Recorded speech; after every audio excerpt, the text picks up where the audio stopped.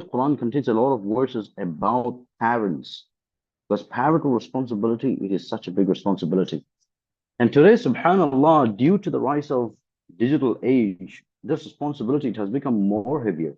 It has become more harder. And a lot of people, a lot of parents, due to them being from a different generation altogether, they are confused about how to navigate through this responsibility. They really don't know what to do when they see their children doing certain things, because that is not the situation that they grew up in. And more than that, they don't understand about the depth of the problem. They have somehow normalized this problem in their minds so much so that it doesn't even seem like a problem from their perspective. So it's a huge, huge issue. And a lot of parents, they struggle with this. Is the screen time struggles. Screen time struggles. Kids using iPhones and iPads and Android devices and PlayStations and PCs and laptops and all these different things. And the parents are now struggling to control how their children are using these devices. How many of you are experiencing such a struggle in your parenting? Type yes in the chat.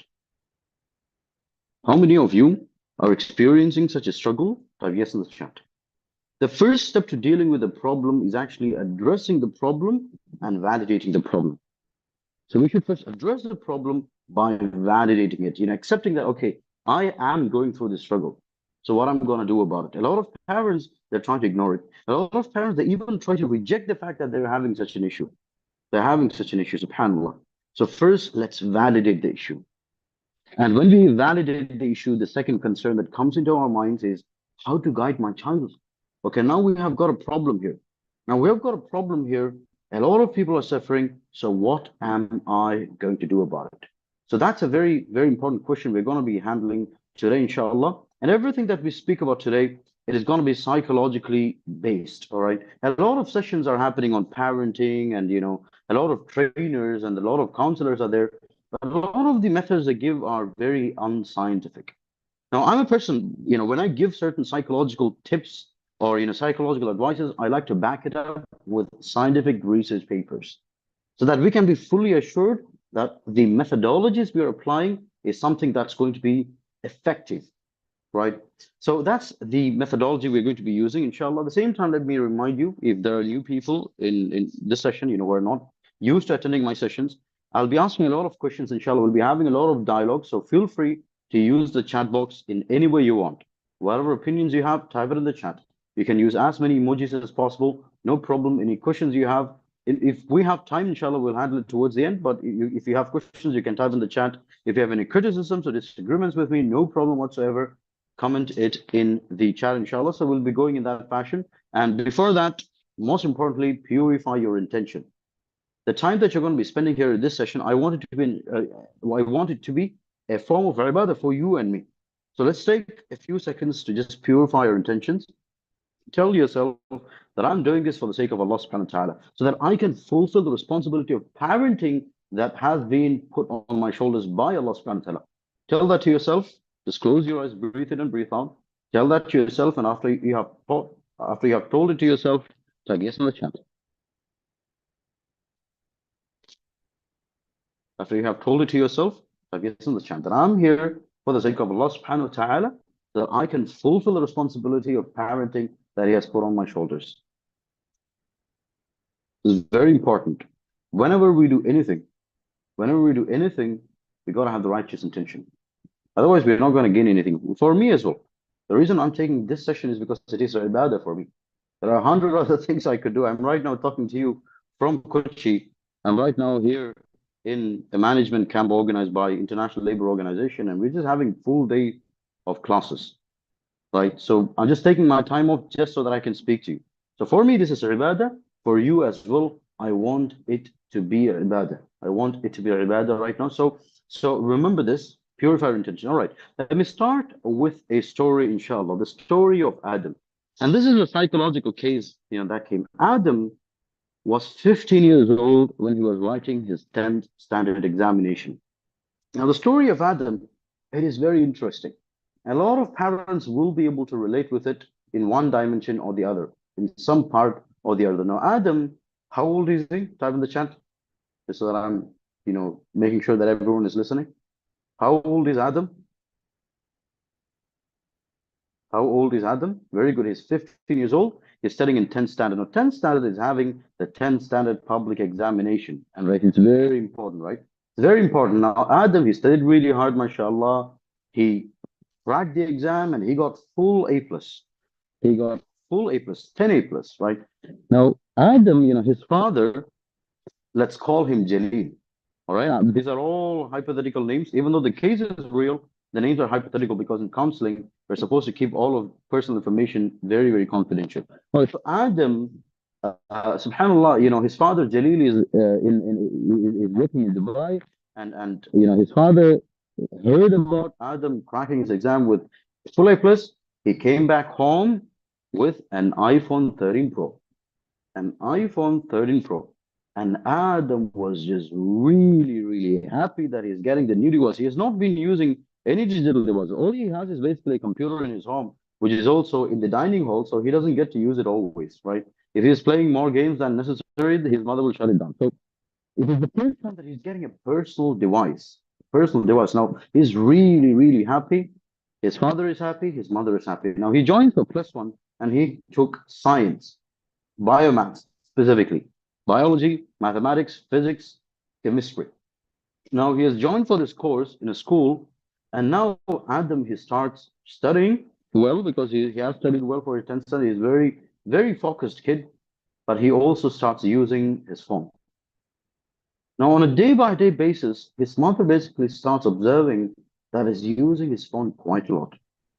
He's using his phone quite a lot. And he has downloaded Instagram first of all, and then he downloaded Snapchat, and he starts downloading a few other applications, social media applications. At the same time, he also started downloading a lot of games as well. An iPhone 13 Pro, it's a very powerful processor, right? So it can handle a lot of games, like 256 GB. That's how much his phone had in storage. So on day by day, his mother is observing a lot of changes. So now it's been like 6 months since he got his phone and he's writing the semester exam. While writing the semester exam, his mother is telling him to study, but he is actually focused on playing games. He's telling his mother, I will study, I'll study, like constantly procrastinating. Tell his mother that I'm going to study after 1 hour. And the mother comes and finds that he's not studying. And then comes back and then says that he's still on the phone. So his mother gets frustrated, right? His mother gets frustrated. But then, he wrote the semester exam. And then when the results came, it was really bad. It was really bad. So mother went to him and he shouted at him and he said, no, I'll not repeat it again. I'll do my best. But things starts going down the hill. Now, Adam, he starts bringing his phone to the dinner table. He's still reading something on the dinner table, just looking or scrolling through Instagram on the dinner table. On the dinner table. And more than that, he's spending a lot more hours. His mother finds that he is spending a lot more hours, even in the night, on the phone. And she doesn't know what he is doing because it's a personal device. She won't be able to access it because it has a password. There's a password. So now things start going down the hill, and his mother sees that Adam is chatting with a lot of people, talking with a lot of people, constantly on the phone. She finds that if she sends Adam to the shop to buy something, Adam comes back without buying the full list because Adam has forgotten something. His mother observes that Adam is forgetting a lot of things. He's forgetting a lot of things. He's having ghafla. Ghafla basically means very distracted. Right? He's getting very distracted. And his mother now is getting very concerned. Like she's thinking, does he have ADHD? Does he have some learning disability? No. Right? Like she's very concerned. And things starts going down the hill again and again and again. And he basically takes his phone. And just forcefully took his phone one day. And Adam, he just reacted. Like he just blew off. His fuse blew off. Like he started making a huge scene in the home. Usually Adam is basically a chilled kid. But now when his phone was taken away, his, his fuse just blew off. He starts shouting at the mother and asking, why, how dare you take it away? All my friends have the phone. How can you take it away? I'm trying my best to study. You don't understand my problems. And she just keep on shouting. And then he becomes very silent, not talking to the mother. And then the very next day comes, his mother is also feeling sad. She goes to the cupboard where she kept the phone and finds that the phone has gone missing. And he finds that he starts using it again. And it starts even getting worse. Now he is hiding things that he's doing. So that was the counseling case that came. So that was a point where she decided to come for counseling. All right. How many of the parents here are able to relate to some part of the story? If you are, say yes in the chat. How many of you are able to relate to some part of the story? Like the kid using phone quite a lot, or maybe the kid bringing the phone to the dinner table, or maybe, the kid just getting a lot of tension or getting very frustrated when the phone is taken away, etc. If you feel that you can relate, type yes in the chat. Now, this process basically called as validating, addressing and accepting that you have a problem. Now, this is like one of the most common problems that the parents are facing in this century, right? Now, on average, children aged 8 to 12, they spend 4 to 6 hours a day on screens, while teens spend up to 9 hours. And the source is common sense media. So everything that I'm saying in this presentation, it is scientifically backed with research reports, and I'm going to be giving you the sources. During the pandemic, the screen time it increased by 50% for the children, with some exceeding 8 hours daily. So the World Health Organization, they started studying this specific phenomena. The American Psychological Association also started studying this phenomena, and they come up with a new term. It's called a screen addiction.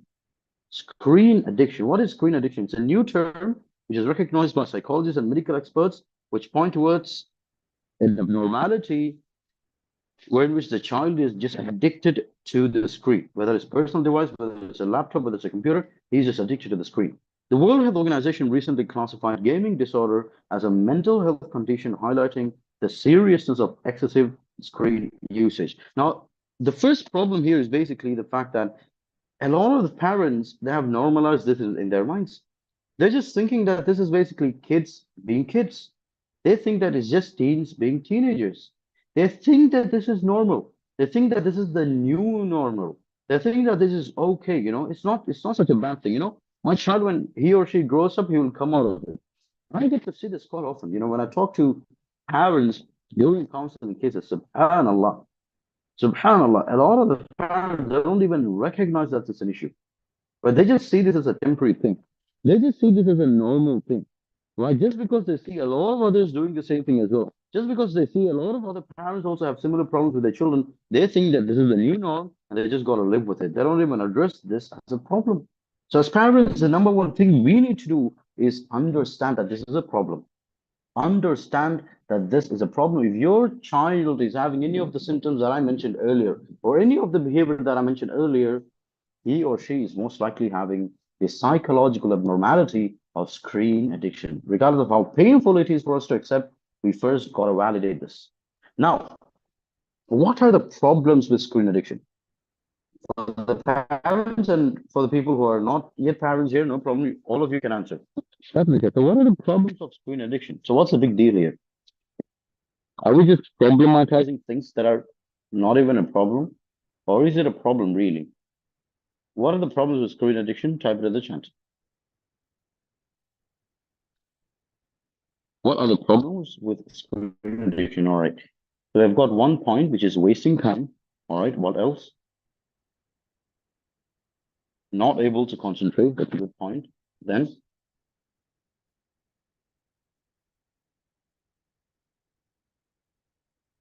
instant gratification. That's a good point. Addictions, definitely. Behavioral issues. That's a good point. Then distraction, attention span reduction. Good points. Short attention span is a very good point. Sadia says both physical as well as mental effects are there. Very good. Lack of social skills, eye problems, anger building up. That's a very good point. It's a very insightful point. Anger. Okay. So there are a lot of problems. So the first issue, like methodologically speaking, once we have validated the issue, once we have addressed the issue, then the next is to understand the depth of the problem, the intensity of the problem. So what are the consequences of screen addiction? Now, generally speaking, there are a lot of behavioral issues. As you guys mentioned, there is like children will have irritability, aggression has been linked to decreased creativity and social skills. There are also physical consequences. Sleep disorders due to exposure for obesity, due to sedentary habits. So these are the general issues, but observable, not very observable to the parents. And that's basically the psychological consequences outwardly. Because of a lot of parents not being able to identify this properly, they don't even see it as a problem. Like they don't even understand it, right? They overlook it most of the times. They overlook it. When they observe it, subhanAllah, they link it to a few other things. For example, the story that I mentioned earlier, Excuse me, sir. when Adam in front of the textbook Excuse me, sir. and read 5 seconds without him. Yes, Sir, Mayroon, the voice is breaking. I think there is a network issue. or just give me a minute. Okay, what about now? Can you hear me now?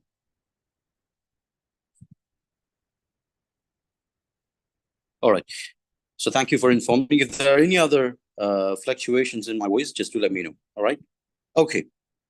So a lot of the parents, they don't understand this. Now, going back to the story of Adam, when Adam was going through distraction issues,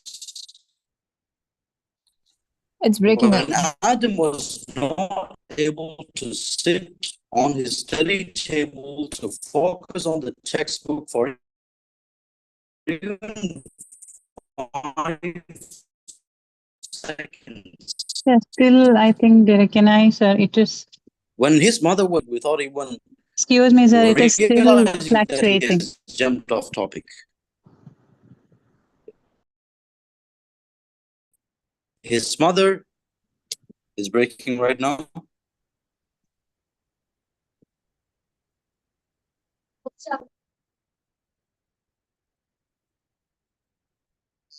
Yeah, apologies for that. The internet seems to be pretty bad here. All right.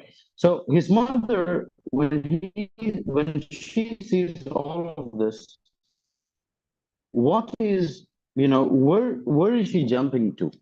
What conclusion does she jump to? Type in the chat. If you had listened to the story well, what was the conclusion she came to?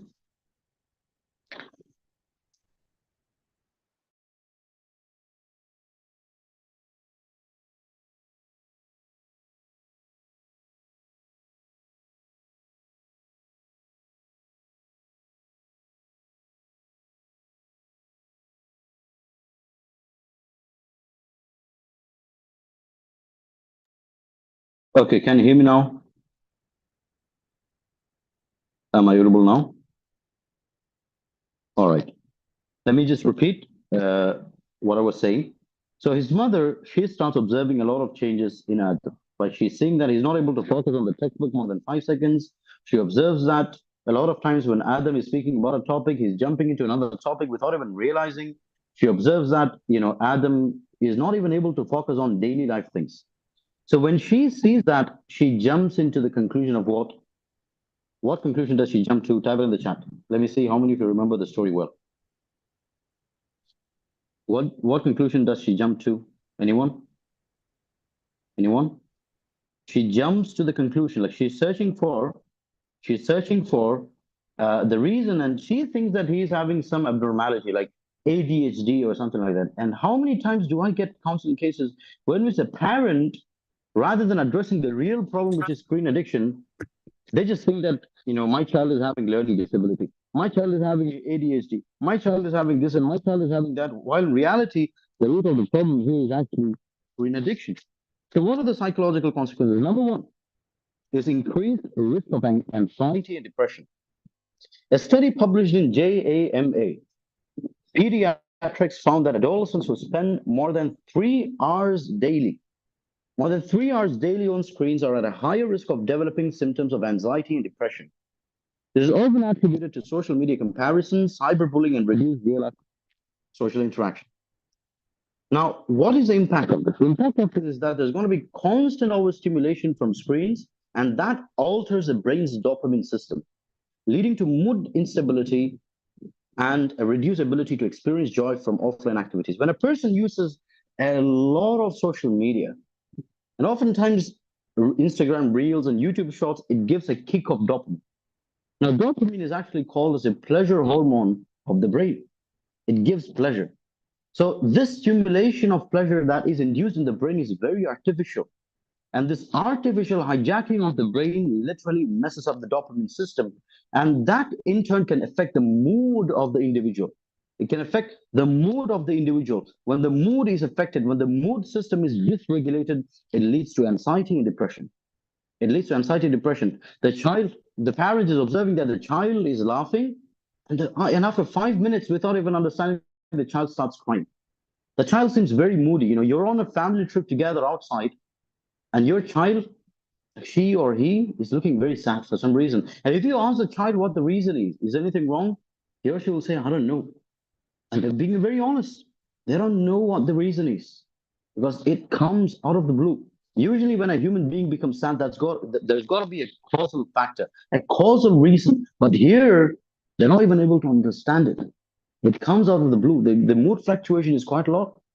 It's quite a lot. The second consequence, psychological consequence of your child using a lot of things is basically attention deficit and cognitive impairment. A Lancet study found that children exposed to 7+ hours of screen time daily showed thinning of the brain's cortex, which is responsible for critical thinking and reasoning. Now, the human brain, it can be categorized into different parts. That may not go into neuropsychology because it can become a little bit complicated. But the brain's cortex, it is very important. The brain's cortex, the frontal cortex of the brain, it is very important. Why is it important? Because the frontal lobe is actually what differentiates a human being from an animal. A human being from an animal. It gives the ability for human beings to think critically, to use his minds, the ability for rationality and logic. It is due to the frontal cortex. Now, when frontal cortex lining is thinning, what does that lead to? It leads to the child having major issues in critical thinking and major issues in reasoning. And you can see its manifestation in daily life. The decisions they take is going to be very impaired. They will take the most irrational decisions. And subhanAllah, the problem with this happening among children is much more bigger due to the concept called as neuroplasticity. How many of the parents here or the people here have heard about the concept of neuroplasticity? Say yes in the chat. If no, say no in the chat. Now, neuroplasticity is a very interesting concept. The more you engage in a specific behavior, your brain adapts to it. And the neural network or neural pathways in the brain gets molded so that that behavior can actually be performed in a much more efficient manner the next time. When children are growing, their brains are very malleable and moldable, which means their personality is still being formed. Their character is still being formed. Their worldview is still being formed. Their brain is developing. In the developing phase of their life, when their cortex, the frontal cortex is affected, it leads to major issues in the adult life. It leads to very major issues in the adult life. Now, how does this affect the behavior? There's going to be prolonged screen exposure, which is linked to ADHD-like symptoms. So you will see that your child is not able to focus. And oftentimes when these children come for counseling, even as a psychologist, I will tend to question whether this child really has ADHD or not. Because of how similar the symptoms of ADHD is to prolonged screen exposure linked attention deficit. SubhanAllah. So ADHD it's an abnormality, while this specific deficit in attention span is actually linked to screen exposure, even though the symptoms are very related to each other. That's why a lot of parents, they jump into this conclusion. And a lot of times, a lot of psychologists also fall into this, giving false diagnosis and prognosis because of them not being very well versed with the psychological theories, specifically with regards to abnormalities. Let me just take a small tangent here. All right. Just because a psychologist gives you a specific diagnosis, telling that your child has this problem, or your child is having ADHD, your child is having, an LB, your child is having this and that. Let me tell you this: when it comes to diagnosing specific issues in psychology, a lot of things are very weak.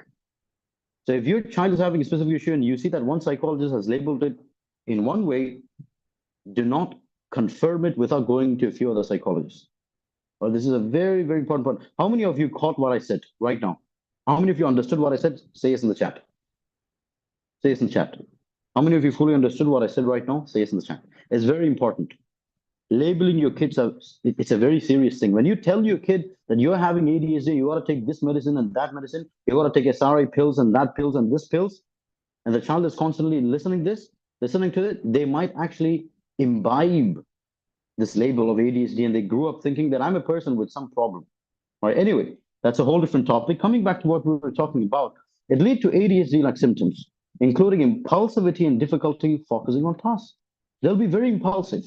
You give them a specific, you put them in a specific situation, they'll be very impulsive. You go to a supermarket to buy something, they'll buy things impulsively. They'll not take 2 seconds to think about it. They'll just buy it. They'll just buy it.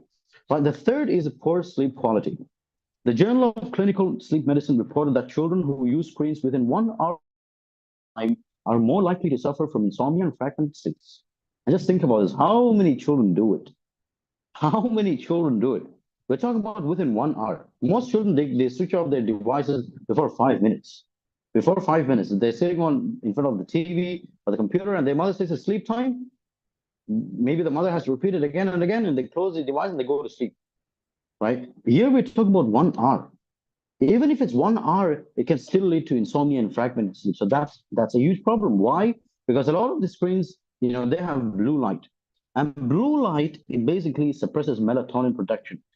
And melatonin is very important for sleep. When melatonin is actually secreted in different parts of the brain, that's actually what motivates a person to go to sleep. They feel tired and they want to take rest. So since melatonin production is affected, it disrupts the circadian system. It disrupts the circadian system. There's a lot more psychology for me to explain here, but let me not go to it because of the lack of time, number one, and it can become very complicated for the general audience. But for people who are doctors here or who want to learn more, I will highly request you to research more on REM sleep cycles. REM sleep cycles, it's well researched in the field of psychology. Now, what is the psychological impact of this? Number one, it's sleep deprivation. When a person is sleep deprived, it leads to irritability, especially for teenagers. Especially for teenagers. If their sleep is deprived, their irritability just increases. They become very frustrated with daily life things. You'll see them getting angry for no reason, just blowing the fuse for no reason, because they're so irritable and they're so frustrated. It reduces problem-solving skills and it heightens emotional sensitivity, right? It heightens emotional sensitivity of the person, right? Small things that happen in life that hurt them in a minute fashion, it leads to them showing extreme emotional expressions, like they start crying and they become extremely sad. They might even go to depression because they have become so sensitive to even the smallest pains of life. Smallest pains of life. So poor sleep quality it's a very, very important thing. When a person comes for counseling, there are a few things we are taught to basically ask. Right? I was in medical college in a training camp of cognitive behavioral therapy. I think it was a few weeks ago. It was under Dr. Jinil, who is specialized in this. He took his certificate of CBD from the US, from Beck's Institute, and he said, and this is something very interesting that he said. When the client or the patient comes to you with a specific problem, before you ask anything about the problem in of itself, first of all, ask three things, and one of the most important things is poor sleep quality. Poor sleep quality. If your sleep quality is messed up, then it's definitely going to have a lot of issues, right? Focus issue, distraction issue, or whatever, depression issue or mood disorder issue, whatever it is. All of them have some connection with sleep quality in one way or the other. So it's very important. The third is social withdrawal and poor communication skills. Communication skills. Research from the American Psychological Association, APA, indicates that children who spend more time on screens tend to have fewer meaningful face-to-face interactions. This is a major issue. It's a major issue. And this is something that I've seen personally, right? When I go to a few, specific homes, like I travel quite a lot, alhamdulillah. When I go to certain places, a few people invite me to their homes and I go as a guest to their home. And there's actually a very clear distinction that I see in homes where in which there are children using screens a lot and the homes where in which the children are not using their screens a lot. You know what's the biggest difference? If I go to homes where in which the children are using screens a lot, the moment I enter into the home, I'll not even see them. Right? If their parents call them to meet me, they'll be very shy, extremely shy. They'll want to run to their rooms and then just stay there in their rooms. How many of you have seen that? Maybe in your home or in the home of your relatives or whatever. You enter the home and you see the kids running with shyness into their rooms. How many of you have seen that? It's very common. It's very common. One of the core reason is this. One of the core reason is this: they lack communication skills. If I go to places where there's very less, phone use. For example, I do remember going to Kollam, and I went there for a program, and I was invited to a home.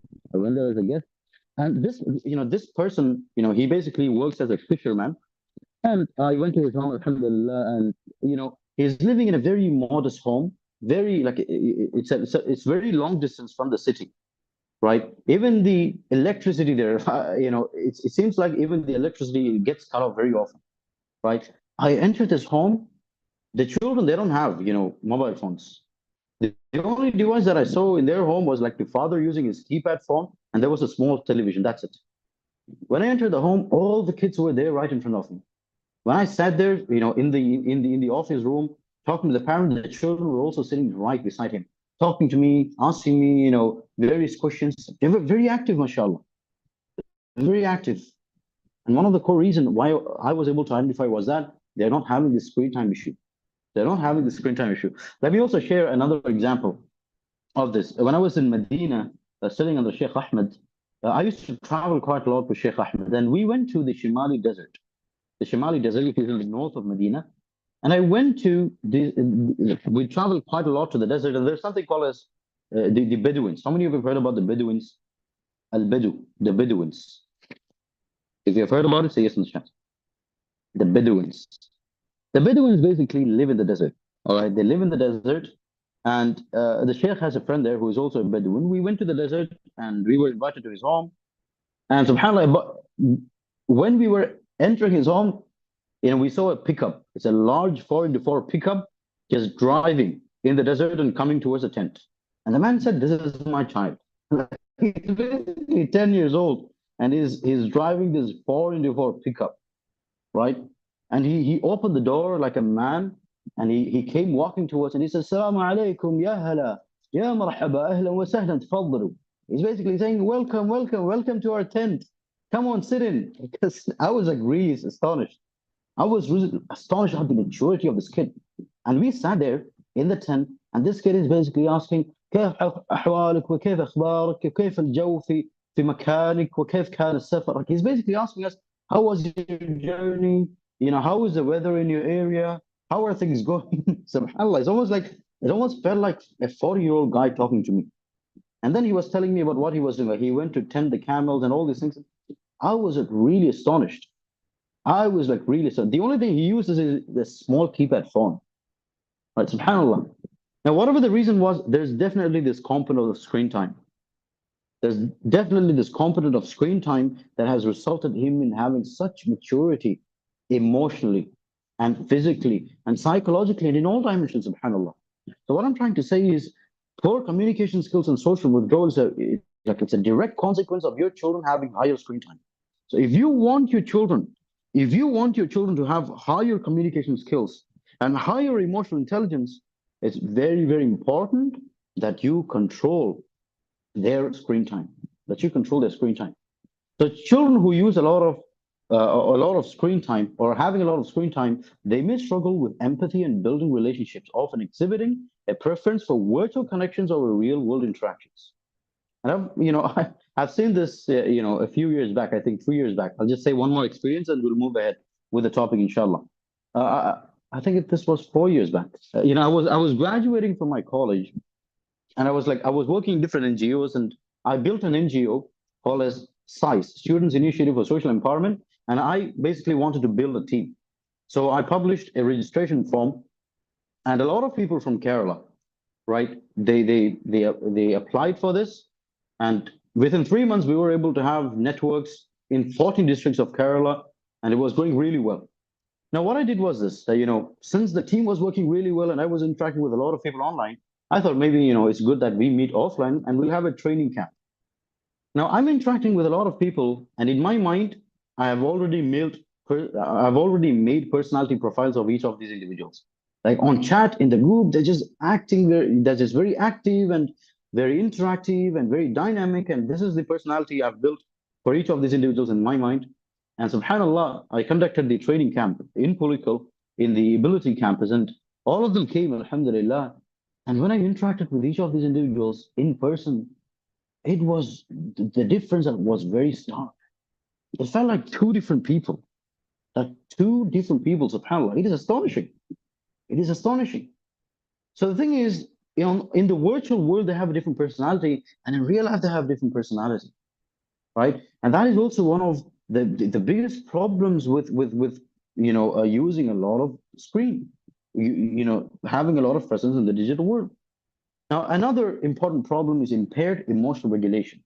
Impaired emotional regulation. Study in computers and human behavior highlighted that children who rely heavily on screens for entertainment show delayed development in emotional regulation. They're less capable of managing frustration, boredom, or disappointment without turning to screens, subhanAllah. So as I mentioned earlier, their brain is actually in the developing stage. So it's very important that they have the right experiences at that stage of life. If they go through trauma when their brain is developing, what happens is this trauma affects the brain's formation, right? The brain's development and the brain's advancement and the way that the neural networks are being formed, and then it becomes an eminent part of their personality profile. SubhanAllah. So what I'm trying to say is emotional regulation gets really, really affected. It gets really, really affected. I've talked about the mood swing problem, right? Mood swing problem. And more than that, regulating their emotions generally, it becomes a huge issue. Maturity of a person is often determined by how much they're able to express their emotions in a contextual manner, right? For example, if they go to a marriage, they're supposed to be happy, they're supposed to express happiness. If they go to a funeral, they're supposed to express sadness, right? And this shows their emotional maturity. But if a person is expressing their emotions non-contextually, a funeral, they start laughing, and they go to a marriage and they start crying, and that is actually a big problem with emotional regulation. It's called as emotional dysregulation, and it's an abnormality altogether. A lot of the children, who are addicted to screens, they have huge issues in this. They have huge, huge issues in this. And more than that, they're used to instant gratification. They can't handle boredom, right? The moment they become bored, they'll just start complaining. They'll just become very restless, right? Almost like they have ADHD, subhanAllah. Right? The instant gratification provided by screens prevents children from developing patience and resilience. Like they're very impulsive in their behavior, subhanAllah. So that's also another age issue. And the next is obsession with virtual validation. Virtual validation, subhanAllah. It's a huge issue. Research from cyber psychology, behavior, and social networking found that children who use social media extensively are more prone to low self-esteem. They may develop a reliance on likes, shares, or comments for validation, leading to feelings of inadequacy when this validation is absent. So they're constantly looking for it. They're constantly looking for it, and they start making videos that are very cringy, just so that they can gather attention. They play the role of a joker and a clown in the class just so that they can get attention, and they thrive off this attention. They can't exist and even live. They feel suffocated if they're not getting attention. So this is a huge issue. So they're obsessed with virtual validation, and when they're obsessed with virtual validation, they start to conform to any trends that are there in the society. If there's a trend on Instagram, they'll try to conform to it. If there's any trend on any other social platforms, they'll just conform to it. So any of the demoralized philosophies that we have around ourselves, these children will conform to it because they have been so brainwashed by social media, and they've been so attracted to virtual validation, right? Whatever trends come, they'll just try to conform to it. They'll try to walk like them. They'll try to talk like them. They'll try to speak like them. They'll try to look down like them. They'll try to dress like them. They'll try to wear their entire profile just so that they can conform to these new trends, or they can get likes and shares. Subhanallah. So they'll just be very obsessed with this validation kind of a thing, right? Okay, so we have talked about a lot of problems, inshallah, and within the very short limited time, let's now speak about the solutions. So let me ask the parents here, what are the solutions that we can exercise? What are the various solutions? The making exercise. So some of you, I'm pretty sure, you guys might have already applied certain techniques. Maybe you have certain tips. Whatever it is, please type it in the chat, inshallah. How can we handle this? When we are facing the screen time struggle with our children, how do we handle it? Okay, screen time restriction using parental. Very good answer. Very good answer. Screen time restriction using parental controls. Very good idea. For younger kids, increase other activities. Very good. Create hobbies for them. Consider the interests, etc. Very good answer. Like games, hands-on activities. Very good. Very good. I need two more points, inshallah. I need two more points. Invest our time. Very good. Excellent point. Excellent point. Invest our time in the spend. Let's take one more point. Age appropriate controls should be given. Very good point. Very good points. Very good points. All right. Now we're going to speak about a few steps. There are a lot of techniques.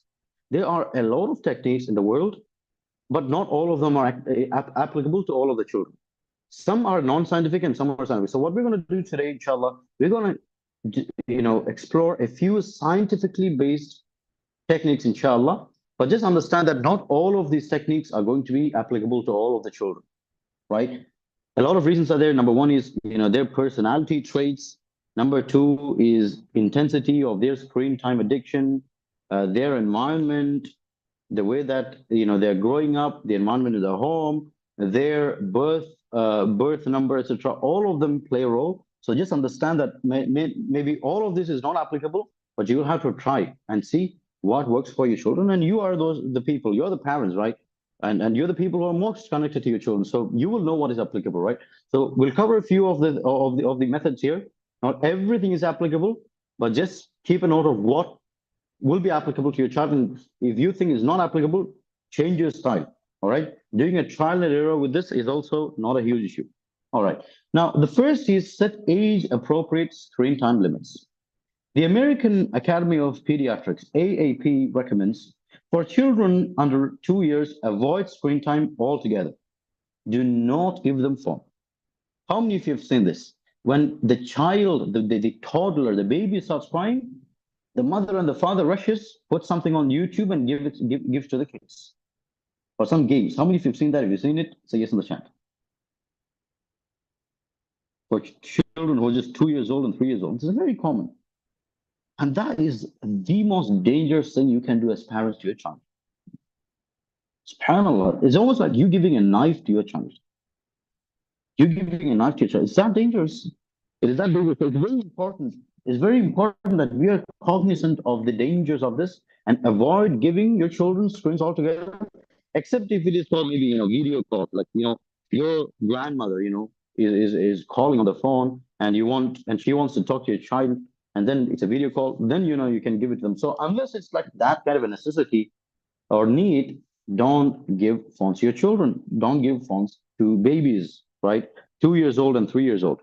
Now, ages 2 to 5, limit to 1 hour of high quality content per day, right? Now, let me ask you this. Is it possible to completely cut off children who are like 3 years old, 4 years old, 5 years old from the digital world? Is it like fully, is it a practical thing to do these days? How well do we know the problems of the digital world? We should know that we are living in a digital era. Digital era. It's very important that what we do is not just cutting this off, but rather, can I hear me now?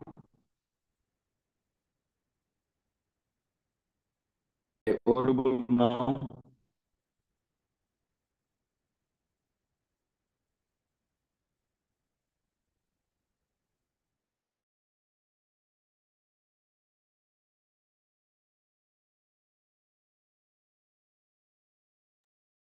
Okay, what about now? Can you hear me now, Will? All right. So what I was Yes. trying to say is what you can do right now in this era is to put specific controls to it, not cut it off completely, right? Even if you cut it off,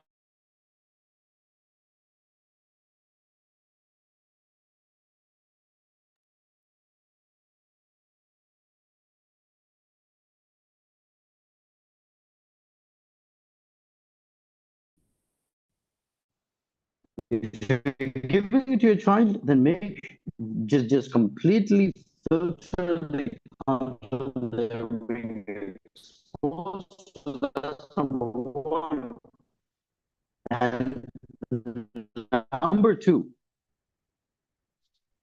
you can't hear me now?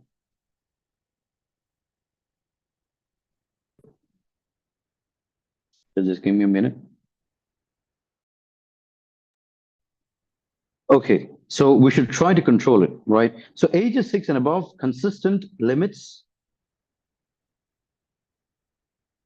consistent limits, ensuring screen. Can you hear me now?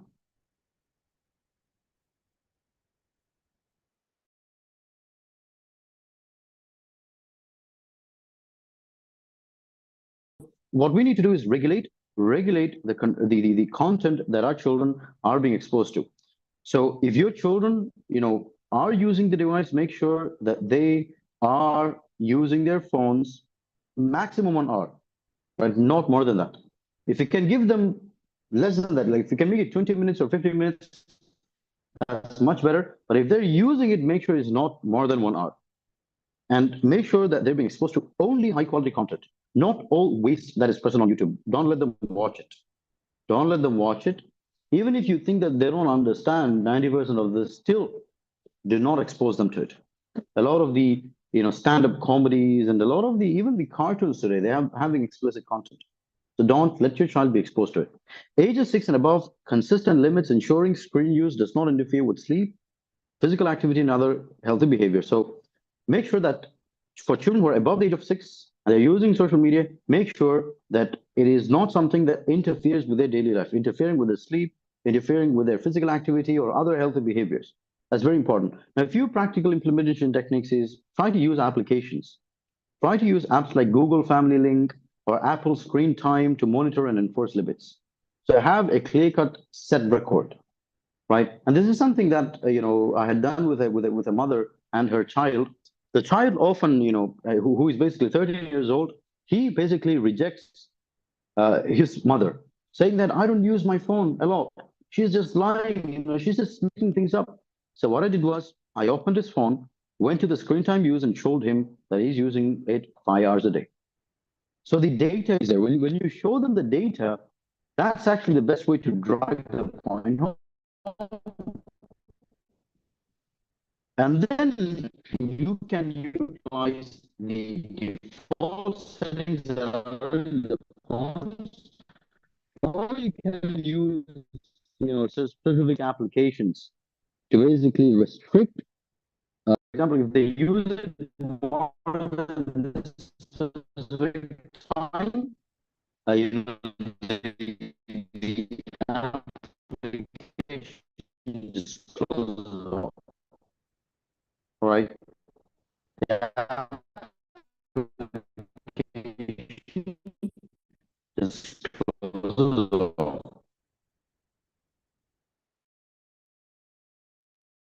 Am I audible now?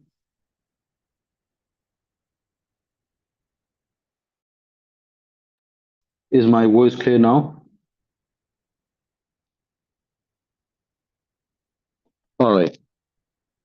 Another important point is when you're creating these plans, all right, don't worry, when you say that my voice is breaking and stop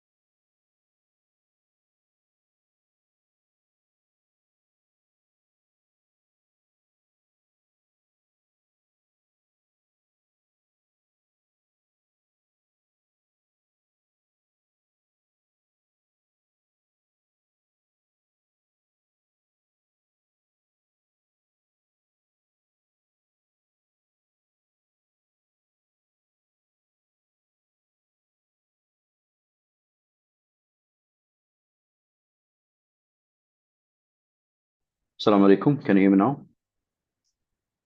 Am I audible now?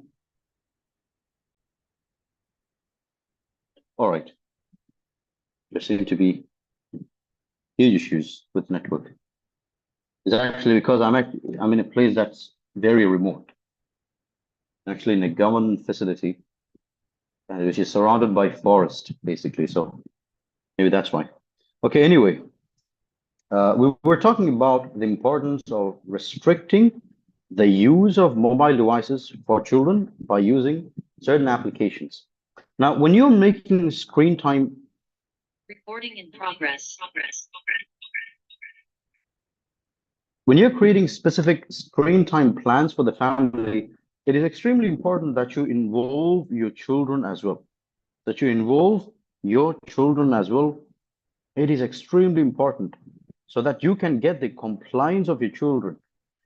Otherwise, it will just feel like you enforcing specific things on the children. The next important point is encouraging tech-free zones. What are tech-free zones?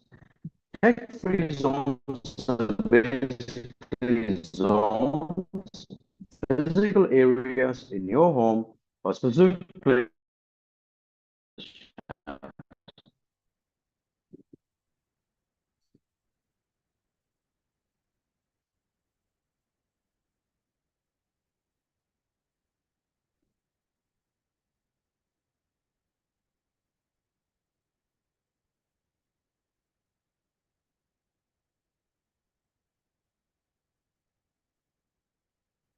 Okay, how's my voice now?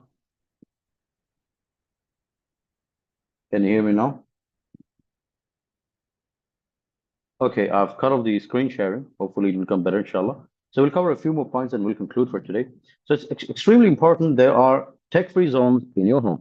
But so designate specific areas like bedrooms or dining tables as screen-free zones.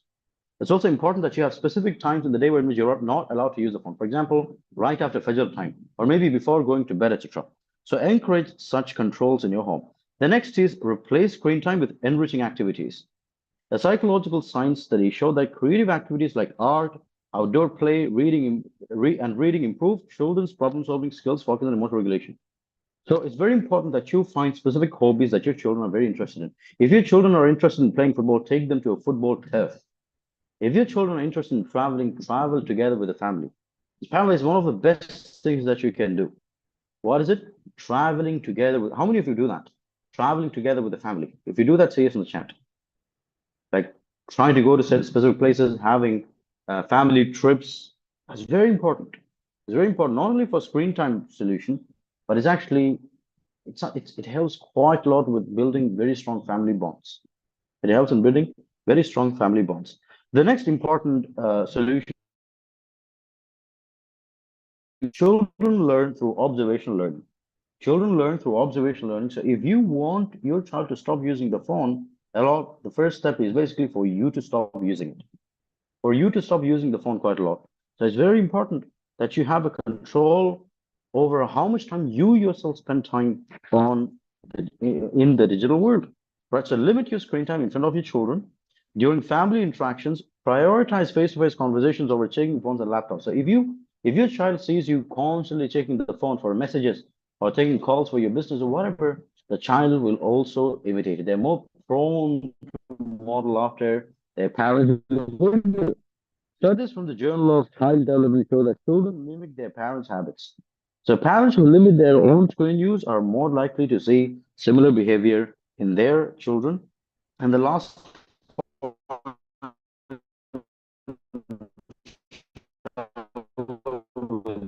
we will conclude for today. The last point is teaching self-regulation, the importance of staying away from the digital world. Teach them about the dangers of the digital world. Educate them, impart awareness in the depth of their psyche so that you won't constantly have to force them to do, for them to basically stay away from the screen, but they will do it themselves voluntarily.